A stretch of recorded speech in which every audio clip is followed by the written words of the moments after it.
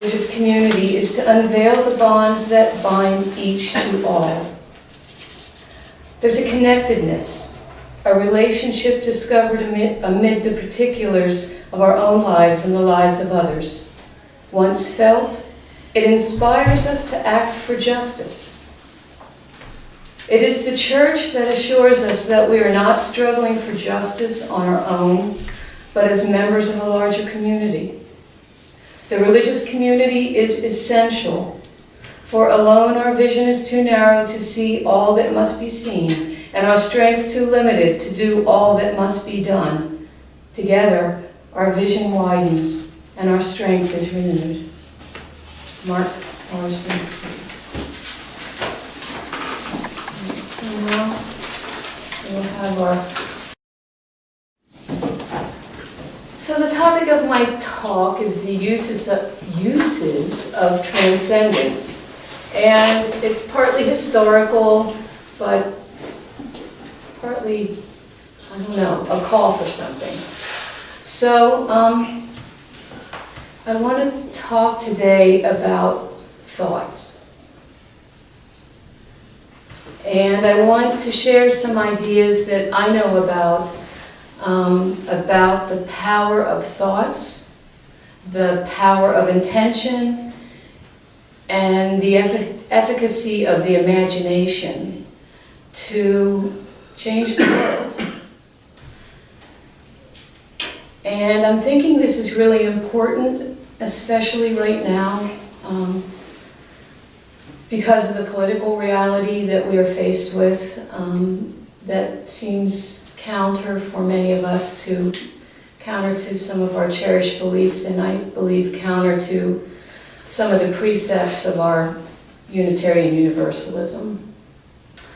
But first I want to tell you some history, because these are not my ideas. These are ideas that I'm coming to from my studies. Some of you know I'm an English professor, and I study heterodox religions in the 19th century, which mainly means occultism. So these are where my ideas are coming from.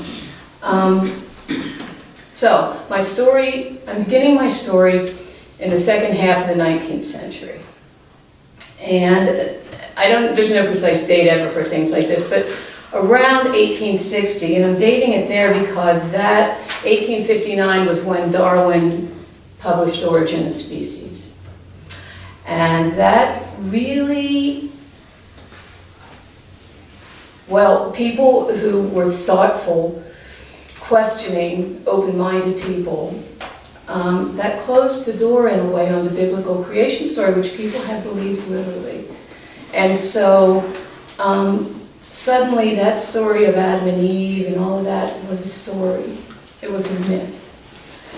Just like the Greek myths to the people in the 19th century were myths. So that was happening, that was shaking people up. And then some people, people probably like us. And at the same time, the scientific method was coming into its own. And along with that, something, I'll define this as best I think I can, something called scientific materialism was grabbing a hold of our culture, and I think it still has us in its thrall, really.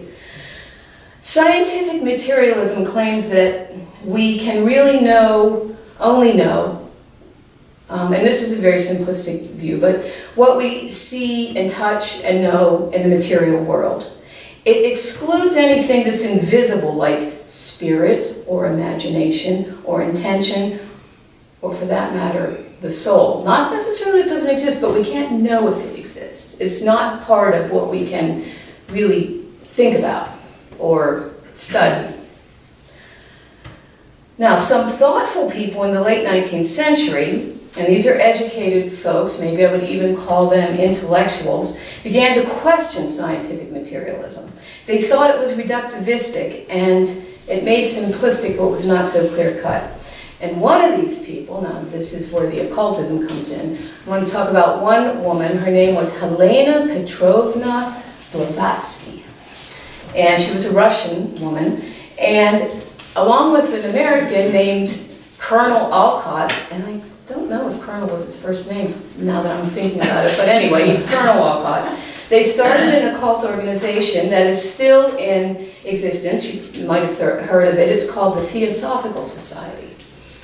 And much of the occult movement of the late 19th century grew out of this organization, as well as, believe it or not, English masonry, like the Masons.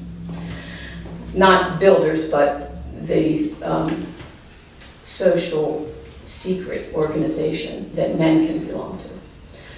So in Blavatsky's seminal work, which is titled Isis Unveiled, she makes the statement. I'm going to read her statement because I think she says it better than I can.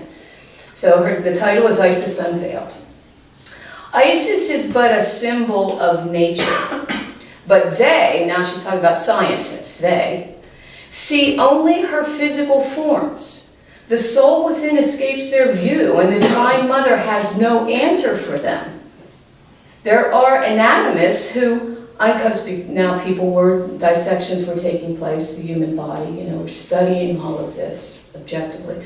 There are anatomists who, uncovering to sight no indwelling spirit under the layers of muscles, the network of nerves, or now here's a word I had to look up, cinericious matter, which means gray matter of the brain and the spinal cord. So when they're dissecting that. So they discover, uncovering to sight no indwelling spirit under the layers of muscles and so forth, which they lift with the point of a scalpel. So therefore, they assert that man has no soul. They can't see it. And that about sums up the problem for occultists and others, which is the conviction that not everything can be accounted for in material terms. Another term I have heard for such thinking, and I think this term sounds pejorative in its face, is irrationalism. I'm an irrationalist, card carrying. But the point is this. There's another way to think about I couldn't think of a better word, this word, reality, that is not rooted in the materialist viewpoint. There's another way to think about human existence that admits forces, powers even, that are not testable and are invisible. It is these forces with which occultists work. For the late 19th century occultists, scientific materialism falls short. They thought that occultism offered a more advanced knowledge of nature than that held by either religion or science. William Wynne Westcott, one of the founders of another influential late 19th century occult organization, this one is called the Hermetic Order of the Golden Dawn. Westcott was a medical doctor. So he had been trained in the science of his day, yet he persisted in thinking that, and this is a quotation from him, "It is folly to think that any finality of science has been reached by modern thought." And according to another prominent member of the Hermetic Order of the Golden Dawn, this man's name is Arthur Edward Waite, occultists can perform apparent miracles only, and this is his words, by the adaptation of natural laws. So 19th century occultists agree that occult phenomena are caused by manipulation of natural law that can be achieved by an occultist because of his or her arcane knowledge. Blavatsky, remember from Isis Unveiled, makes clear that occultism is firmly rooted in nature. Here's another quotation from her. "We believe in no magic, with a capital M, which transcends the scope and capacity of the human mind, nor in miracle," and she puts that in quotations, "whether divine or diabolical, if such imply a transgression of the laws of nature instituted from all eternity." Like other occultists, Blavatsky claims that occultists manipulate laws of nature because they understand them intrinsically and deeply, but that there's nothing miraculous involved. The implication is that occultists have a deeper knowledge of the workings of natural phenomena than scientists. Maybe our new physics is bearing this out, I don't know. So that's the story of the beginning, really, of the occult renaissance of the late 19th century, a renaissance that has given rise to heterodox beliefs that are current for us, such as Wicca, paganism, New Age thought, etc. I guess you could say that at its root, it is an anti-materialist impulse. Now, you may by now, if you have been staying focused on what I'm talking about, be wondering what this has to do with the topic, as I've named it, of our service today, the uses of transcendence. Well, the point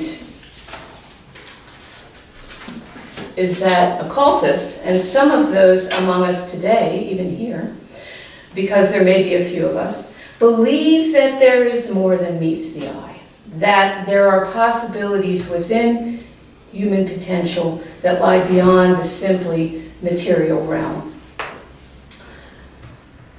Not only that, but the belief has been held that those immaterial forces can be harnessed for the good of humankind to promote changes in our world. And this is the uses of transcendence that I'm talking about.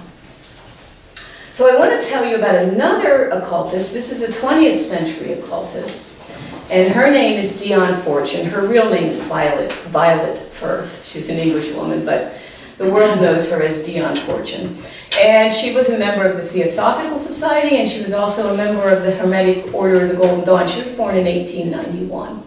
So she was well-schooled in all these ways, and she eventually began her own occult organization called the Fraternity of the Inner Light, which still exists and is called the Society. They took, I guess, that sexist term out, I never asked them, of the Inner Light. So that's Dion Fortune.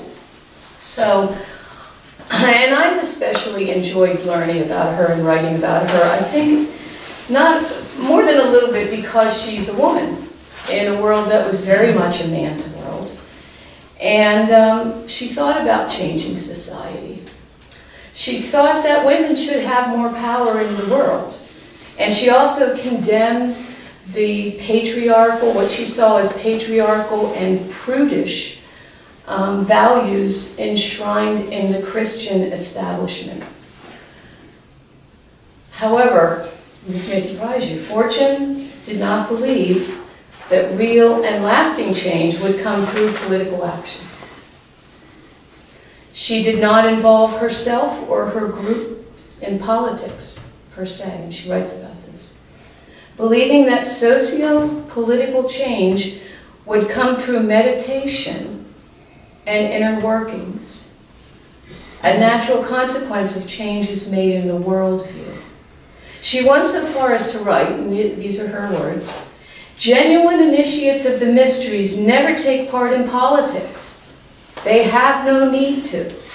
Their inner spiritual experiences become part of the racial group mind and exert a profound influence upon the subconscious elements of racial life that form the unrealized background of each individual consciousness." To that end, Fortune worked to bring goddess worship back to religious practice. This was her answer to the patriarchy. She instituted the rites of Isis, she called them, at a church in London in the 1930s. She found a church that had been closed down. Her group bought it. They fixed it up, it sounds familiar, and they had rituals there that were centered on Isis, the goddess Isis. And feminist pagans, second-wave feminist pagans revered her as the beginning of the impulse to worship a feminine deity in modern times, 20th century times. And another action, now this may surprise you, I don't know what you think about this, but another thing that Fortune instigated was to work during World War II to lead meditation groups that were working all across England to combat the Axis forces and the evil of Nazism, because That's what Fortune recognized. She recognized that as a kind Nazism, as a kind of spiritual evil, or at least spiritual retrogression. So every Sunday, she picked Sunday, the individuals would meditate at the same time on the symbol and message sent to them in a letter at the end of the week. I have this collection. She can send them instructions. And many of these people had been trained in her groups to, focus their mental and spiritual and heart energy. So they would, at the same moment, wherever they were, they would have this set aside and meditate together. And Fortune and her group believed that they saw actual changes in the world coming from their intention and spiritual work. They found people like the Pope saying things that they had been projecting. So this was her work. This is what I'm talking about, this kind of work. So this is what I mean by the uses of transcendence. My words, not Fortune's or anyone else's, and I don't know if that's a good way to put it, but we are a spiritual community here at the Schuylkill Unitarian Universalists. And I am advocating or suggesting, is maybe a nicer word, I like a gentler word, that we might use our communal consciousness, our group mind, to work for changes in the world. Not in an organized way like Fortune did, but just in a more general way. And so I want us to think about the changes in the world that we can make, not just by marching, that has its place, but by thinking together in a conscious way. It